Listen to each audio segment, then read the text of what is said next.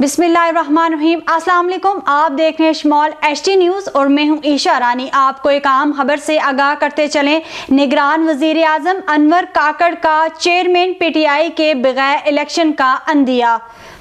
तजियाकारों के मुताबिक एक निगरान वजीर आज़म का ये बयान गैर आईनी है। इस पर पीटीआई का रद्द अमल भी शदीद आया।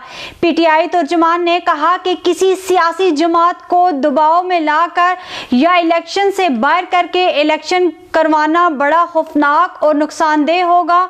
मजीद तर्जुमान ने कहा कि वजीर आज़म का बयान एक मकबूल तरीन लीडर और मकबूल तरीन जमात के बगैर मुमकिन नहीं होगा। तजिया नगारों के मुताबिक भी इस वक्त तक मकबूल तरीन लीडर इमरान खान है और पीटीआई का वोट बैंक भी सबसे ज्यादा है।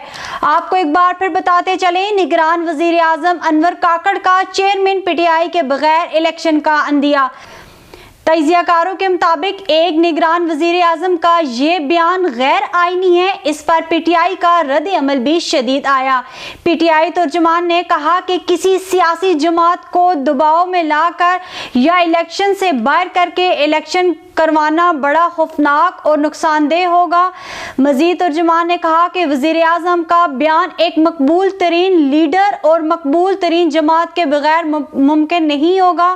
तजिया नगारों के मुताबिक भी इस वक्त तक मकबूल तरीन लीडर इमरान खान है और पीटीआई का वोट बैंक भी सबसे ज्यादा है।